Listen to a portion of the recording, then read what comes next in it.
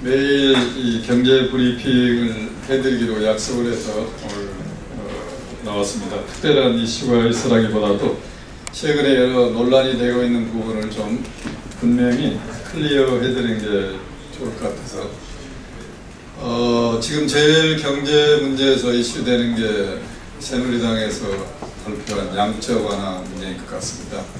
저희들이 지속적으로 그 양적 완화가 가져다준 문제점과 효용에 대한 이슈를 많이 제기하다 보니까 어제는 강봉진 위원장께서 저를 굉장히 이제 무식한 사람이다 이렇게까지 말씀을 하셨는데, 선배님께서 후배한테 따끔하게 열심히 공부하는 충고로 알고 겸하게 받아들이겠습니다만, 이 양적 완화가 우리 경제에 어떤 효과를 주고 그 부작용이 얼마나 큰가는 이제 우리 국민들께서도 경제적 지식이 굉장히 높으시기 때문에 국민들께서 판단하시리라 그렇게 생각이 됩니다.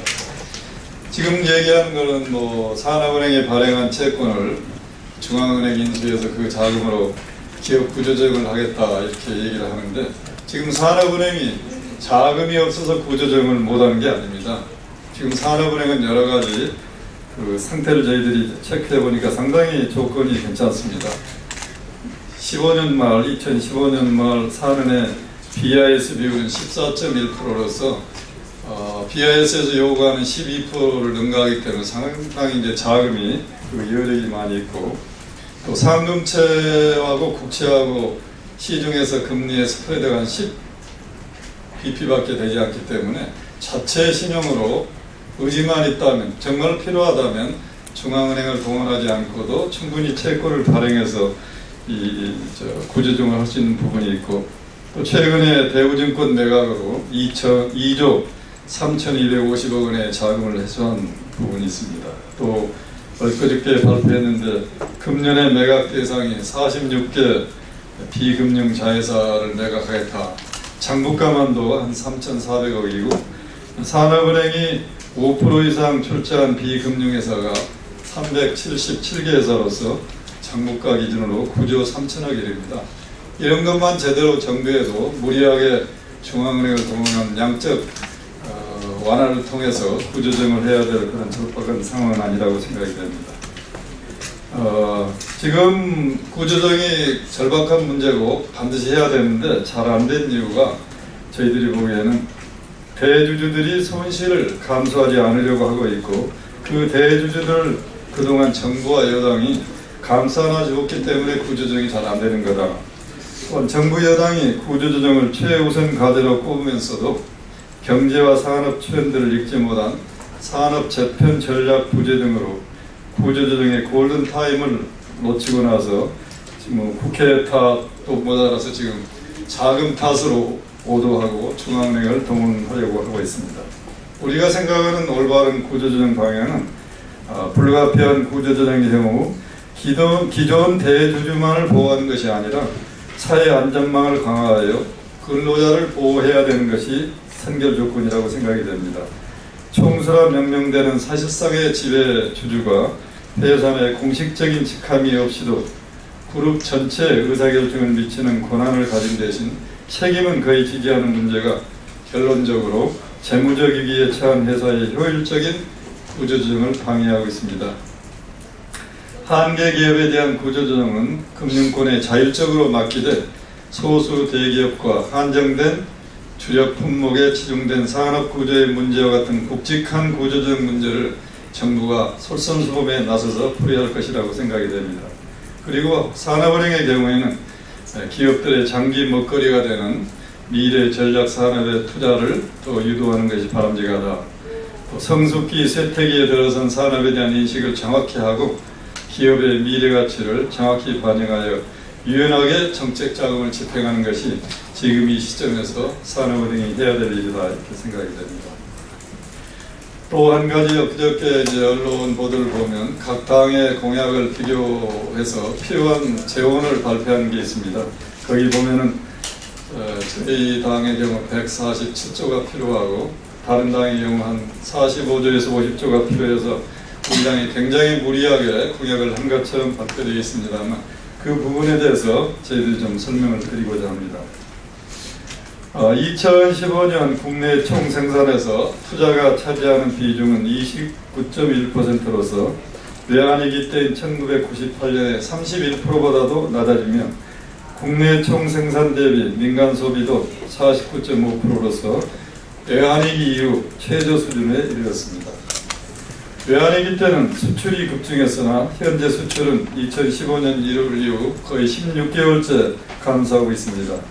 총 수요를 구성하는 소비, 투자, 수출 모두 감소해 경제는 심각한 상황이며 이런 격을 해소하는 길은 재정 확대가 절실히 필요하다는 게 저희들 견해입니다.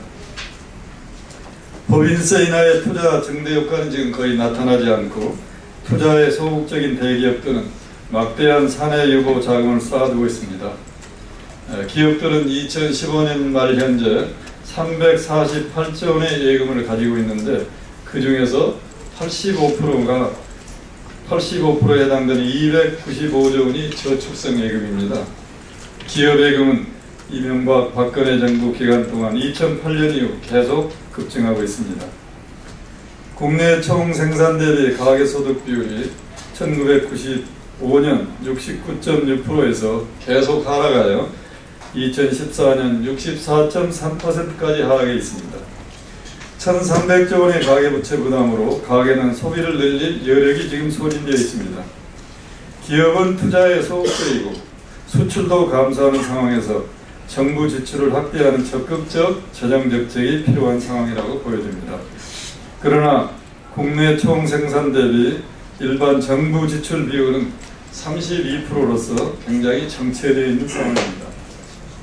그래서 저희 더불어민주당에서는 이명박 박근혜 정부의 감세 정책으로 낙수 효과를 기대했지만 기대한 낙수 효과는 발생하지 않고 서민 경제 침체와 양극화만을 심화시키고 있다. 양적 완화에 근거한 아베노믹스도 임금 상승이 정체되고 국민 실질 소득과 소비가 늘지 않은 등 한계에 직면해 있다고 비판을 받고 있습니다. 감세로 과도하게 낮아진 조세 부담률을 정상화하면 재정의 적극적인 역할을 수행하는 데 필요한 재원을 마련할 수 있다고 판단이 됩니다. 현재 2014년 말 현재 조세 부담률이 18%에서 부자 감세 이전 수준인 19.6%로 1.6%만 우리가 올려도 연간 한 24조 원의 세입 확보가 가능합니다. 또 대기업 법인세 과세를 정상화하면 법인세 인하 이전으로 수준으로 정상화한다면 2017년 한 해에 한 5조 4천억 원 정도의 세수가 예상이 됩니다. 청년을 위한 공공임대주택 15만 원은 국민안심채권을 발행해서 조달하면 국민연금기금의 수익률도 보장해주고 저소득층의 임대 비용도 낮아지는 그런 효과를 기대하고 있습니다.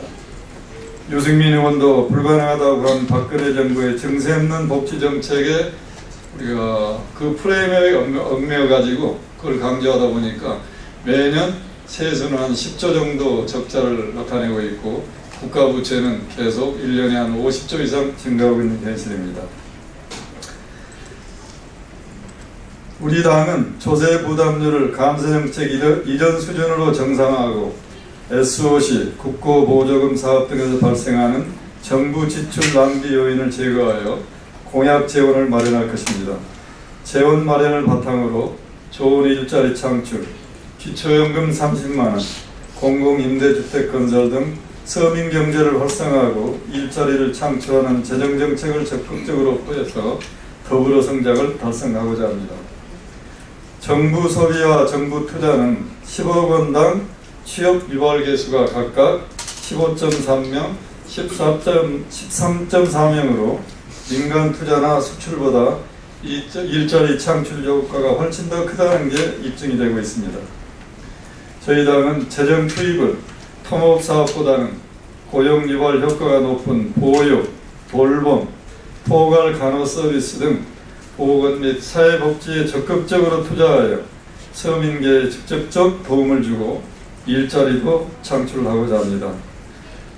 더불어민주당 재정공약은 5년간 148조 원으로 새누리당 56조 원, 국민의당 46조 원, 정의당 38조 원에 비해 많은 것 같습니다만 우리 당의 공약은 선심성 공약이 아니라 새로운 마련 계획을 바탕으로 서민 경제를 활성화하고 고용을 창출하는 더불어 성장을 위한 것입니다. 현재 한국 경제 상황은 재정의 적극적인 역할이 절실한 상황이며 OECD도 통화 완화 정책에는 한계가 있으며 재정 정책 역할을 강화해야 한다고 공고하는 바에 따라서 저희도 그런 정책을 추진하고자 합니다. 이상 1일 브리핑을 마치겠습니다.